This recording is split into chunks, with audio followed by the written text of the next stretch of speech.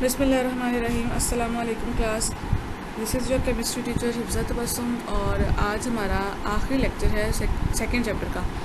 Second chapter complete हो जाएगा। इसके रिगार्डिंग कोई क्वेश्चन है, कोई भी क्वेश्चन है, आपको कोई टर्म समझ नहीं आई या आपको कोई बात समझ नहीं आई, आप इजीली पूछ सकते हैं।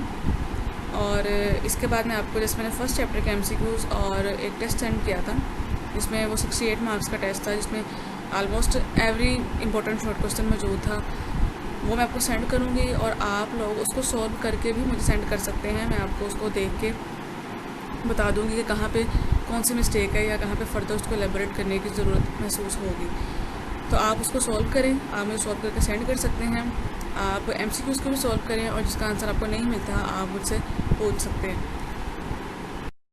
Role of lime in agriculture and industry. आज हम लाइम का रोल देखेंगे एग्रीकल्चर में और इंडस्ट्री में। लाइम क्या होता है? लाइम कैल्शियम ऑक्साइड है, वाइट कंपाउंड होता है और उसको हम कैसे ऑब्टेन करते हैं? हम कैल्शियम कार्बोनेट CaCO3 की थर्मल डिकम्पोजिशन से कैल्शियम ऑक्साइड को ऑब्टेन करते हैं, जिसको हम लाइम कहते हैं।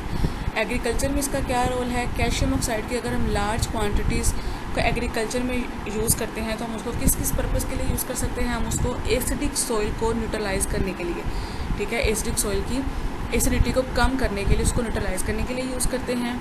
हम एसिडिक सॉइल में जब लाइम को ऐड करते हैं तो वो सॉइल के अंदर सोल्यूबल फॉस्फोरस की अमाउंट को इंक्रीज़ करती है, ठीक है, ताकि फॉस्फोरस जो है वो इजीली सॉइल के अंदर जो है वो सोल्यूबल हो जाए और हमारी प्लांट ग्रोथ के अंदर हेल्प कर सके। लाइम एसिडिक सॉइल की एसिडिटी को न्यूट्रलाइज करके सोल्यूबल फॉस्फोरस की जो सोल्यूबल होने की एबिलिटी है उसको इंक्रीज़ करता है। कैल्शियम ऑक्साइड को हम यूज़ करते हैं लाइम सल्फ़र स्प्रेज बनाने में भी, जो कि जिनका फंजीसाइडल एक्शन होता है। फंजीसाइडल एक्शन से क्या मुराद है? फंजाई को किल करते हैं, फंगस को किल करते हैं। जो हमारा लाइम है, जैसे हम कैल्शियम ऑक्साइड कहते हैं, अगर उसको हम वाटर के साथ ट्रीट करें तो कैल्शियम हाइड्रोक्साइड बनता है। इस प्रोसेस को हम कहते हैं slaking of lime. Slaking of lime क्या है कि अगर हम लाइम को वाटर के साथ ट्रीट करेंगे तो कैल्शियम हाइड्रोक्साइड बनेगा। और ये प्रोसेस क्या होता है? हाईली एक्सोथर्मिक होता है, इसमें हीट जो है वो रिलीज़ होती है। Functions of calcium in plant growth. Calcium का प्लांट्स की नॉर्मल डेवलपमेंट में बहुत असेंशियल रोल है। हर प्लांट की कैल्शियम की रिक्वायरमेंट होती है वो डिफरेंट होती है, उसको डिफरेंट क्वांटिटी में चाहिए होता है, लेकिन वो क्वांटिटी कंसीडरेबल का मतलब ये है कि एक प्रॉपर अमाउंट होती है, एक प्रॉपर क्वांटिटी होती है। कैल्शियम की जो सप्लाई है वो रूट हेयर्स के लिए बहुत ज़्यादा ज़रूरी है। रूट हेयर्स की डेवलपमेंट को स्टिमुलेट करती है और ये पूरे जो उसका प्लांट्स का रूट सिस्टम है उसको अफेक्ट करती है। कैल्शियम नॉर्मल डेवलपमेंट के लिए ज़रूरी था। उसके अलावा ये क्या करता है? ये प्लांट्स के लीव्स में एज वेल एज बार्क में एक्यूमुलेट होता है, में जमा हो जाता है। बार्क किसे कहते हैं? दरख्तों की छाल होती है, इसे बार्क कहते हैं, ठीक है। तो कैल्शियम क्या करता है? पौधों के पत्तों और दरख्तों की छाल में जमा हो जाता है। लाइम हमारे पास किसका सोर्स है? कैल्शियम का सोर्स है।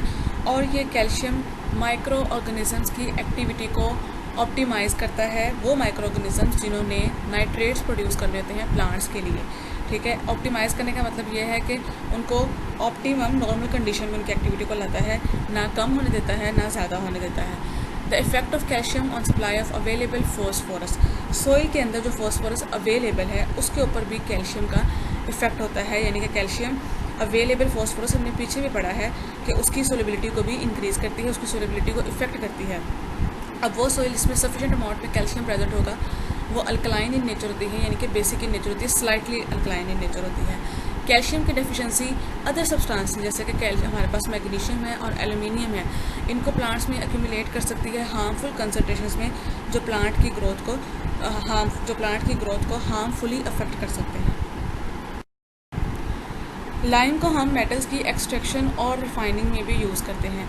एक्सट्रैक्शन और रिफाइनिंग जो है ये एक पूरा प्रोसीजर होता है जिसमें हम मेटल को उसकी मिनरल से एक्सट्रैक्ट करते हैं, और रिफ़ाइन करने का मतलब ये है कि उसको हम रिफ़ाइन करके प्योर मेटल ऑब्टेन करते हैं। डेफिनेटली एक मेटल को अगर हम ऑब्टेन करना चाह रहे हैं किसी मिनरल से, तो उसमें अदर मेटल्स और इम्प्योरिटीज़ भी होती हैं। जब हम मेटल को प्योर फॉर्म में ले आएंगे, हम अगर सोडियम को हासिल करना चाहते हैं तो जब हम सोडियम मेटल को ऑब्टेन कर लेंगे तो उसको हम कहते हैं प्योर सोडियम मेटल, और उसको हम रिफाइनिंग के प्रोसेस से रिफ़ाइन करना, यानी कि उसको हम बिल्कुल उसके इम्प्योरिटीज़ को रिमूव करके प्योर फॉर्म में ले आते हैं। लाइम जो है वो पेपर, सीमेंट और लेदर इंडस्ट्रीज़ में भी यूज़ होता है। अच्छा, लाइम की एक एबिलिटी है कि ये हाई टेम्परेचर पे सैंड के साथ रिएक्ट करके कैल्शियम सिलिकेट बनाता है। ये कैल्शियम सिलिकेट जो है वो ग्लास मैन्युफैक्चरिंग में यूज़ होता है, ग्लास बनाने में यूज़ होता है। लाइम इसके अलावा सिरामिक इंडस्ट्री कहते हैं बर्तन साजी की इंडस्ट्री को, उसमें भी यूज़ होता है, और ये सैनिटरी मटेरियल्स बनाने में भी यूज़ हो रहा होता है। Role of lime in industries में लाइम का क्या रोल है? ऑर्डिनरी मोर्टार, जिसको हम लाइम मोर्टार भी कहते हैं, मोर्टार एक बाइंडिंग मटेरियल है बेसिकली जो कंस्ट्रक्शन में यूज़ होता है। बाइंडिंग मटेरियल अब ये कैसे बनाते हैं, इसको हम स्लेट लाइम हमने पीछे भी पढ़ा था कि अगर हम कैल्शियम ऑक्साइड को वाटर के साथ ट्रीट करें तो हमारे पास कैल्शियम हाइड्रोक्साइड बनता है। जिस प्रोसेस को हम स्लेकिंग ऑफ लाइम कहते हैं, और बनने वाले को हम स्लेट लाइम कहते हैं। उसका 1 वॉल्यूम लेंगे, सैंड का हम 3 और 4 वॉल्यूम्स लेंगे, और वाटर को मिक्स करके हम एक थिक पेस्ट बनाते हैं। उस थिक पेस्ट को हम कहते हैं लाइम मोर्टार। मैंने आपको पहले भी बताया कि ये एक बाइंडिंग मटेरियल है। जब इस मटेरियल को हम स्टोन्स और ब्रिक्स, पत्थरों या ईंटों के दरमियान प्लेस कर देते हैं तो ये उनको हार्डन करके अपनी पोजीशन पे सेट कर देता है और बाइंडिंग में हेल्प करता है, उनको जो है वो इकट्ठे जोड़े रखता है। अब किस तरह से बन रहा होता है ये देखें। पहला रिएक्शन स्लेकिंग ऑफ लाइम का लिखा हुआ है, कैल्शियम ऑक्साइड वाटर के साथ मिलकर कैल्शियम हाइड्रोक्साइड बना रहा है। देन वो कैल्शियम हाइड्रोक्साइड कार्बन डाइऑक्साइड के साथ मिलकर कैल्शियम कार्बोनेट प्लस वाटर बना रहा है, और फिर कैल्शियम हाइड्रोक्साइड ने सिलिकॉन ऑक्साइड जो कि सैंड है उसके साथ मिलके हमारे पास लाइम मोर्टार प्रिपेयर की, जिसको हम बाइंडिंग पर्पस के लिए यूज़ करते हैं। लाइम जो है वो शुगर की और अदर फूड प्रोडक्ट्स की रिफाइनिंग में भी यूज़ होता है। रिफाइनिंग मैंने आपको पहले भी बताया कि एक प्योरीफिकेशन का प्रोसेस होता है। आपको पता है जैसे शुगर हमें गन्ने से मिलती है, अब गन्ने से शुगर बनने के दौरान बहुत सी डिफरेंट प्रोडक्ट्स बन रही होती हैं। ये वाइट शुगर जो हम घरों में यूज़ करते हैं ये प्योर रिफाइंड शुगर होती है। इसके मुकाबले में अगर हम बात करें गुड़ या शक्कर की तो वो अनरिफाइंड होती है। लाइम ब्लीचिंग पाउडर की मैन्युफैक्चरिंग में भी यूज़ होता है, और ब्लीचिंग पाउडर को हम फैब्रिक या पेपर पल्प को ब्लीच करने के लिए यूज़ करते हैं। कैल्शियम हाइड्रोक्साइड की सस्पेंशन क्या होती है, आपने देखा होगा जो हमारे पास अक्सर सिरप्स भी होते हैं, दूधिया से कलर के सिरप्स होते हैं, सस्पेंशन होती है जिसको हम पीने से पहले हिलाते भी हैं, उसको मिक्स करते हैं। जैसे आपके पास मिल्क ऑफ मैग्नीशिया भी था, ठीक है। इस तरह से हमारे पास कैल्शियम हाइड्रोक्साइड की एक सस्पेंशन होती है। सस्पेंशन का मतलब ये होता है कि पार्टिकल्स होते हैं ना वो लिक्विड के अंदर सस्पेंड हुए होते हैं, और इसीलिए वो कहते हैं कि सिरप की बोतल को पीने से पहले हिलाना भी चाहिए, क्योंकि वो सारे पार्टिकल्स बॉटम पे बैठे होते हैं। उस सस्पेंशन को आप पहले हिलाते हैं और फिर पीते हैं, और ये दूधिया से रंग की होती है। इसको हम मिल्क ऑफ लाइम कहते हैं, और ये वाइट वाश में यूज़ होती है। अगर हम लाइम को हीट करें कोक के साथ, कोक यहाँ पर हमारे पास कार्बन का सोर्स है, 2800 डिग्री सेल्सियस पे इलेक्ट्रिक फर्नेस के अंदर, तो हमारे पास कैल्शियम कार्बाइड बनता है। बनने वाला कैल्शियम कार्बाइड, इसको अगर हम वाटर के साथ इसकी हाइड्रोलिसिस करवाएं तो ये हमें एसिटाइलिन देता है, ठीक है। कोक यहाँ पे क्या है, कोक बेसिकली हमारे पास क्रूड पेट्रोलियम की एक प्रोडक्ट होती है। Lime is often employed as a dehydrating agent, जिसको हम डिहाइड्रेटिंग एजेंट, वो एजेंट जो डिहाइड्रेशन करेगा, वाटर को रिमूव करेगा।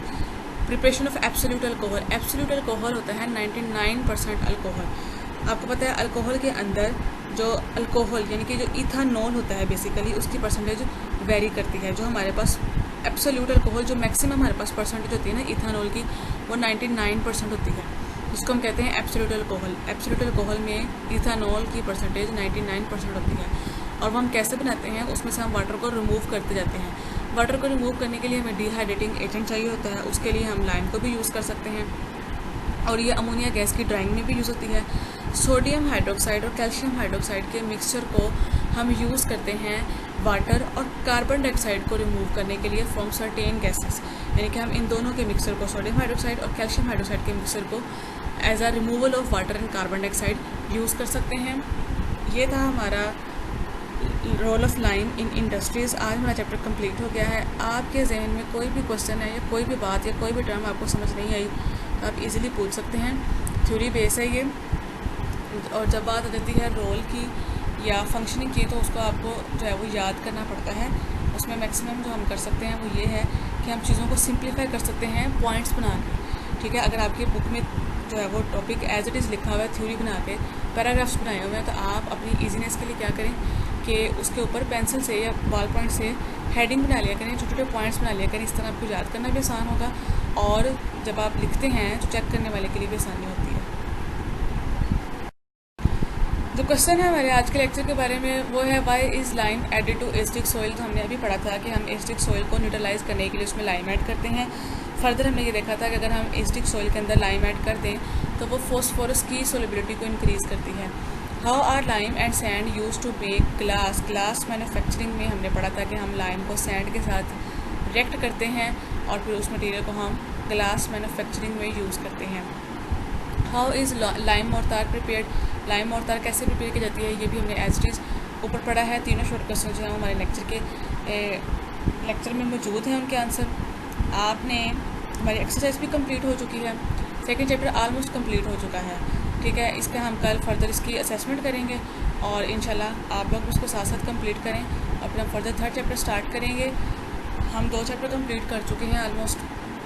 इन दोनों चैप्टर्स में आपके पास कॉन्सेप्ट भी थे और थ्योरी भी थी, ठीक है। कोशिश करें कि आप भी इसको साथ साथ कवर कर लें क्योंकि यही टाइम है, इसके बाद हमें शायद टाइम ना मिले कि हम इसको दोबारा इतनी डिटेल में पढ़ सकें।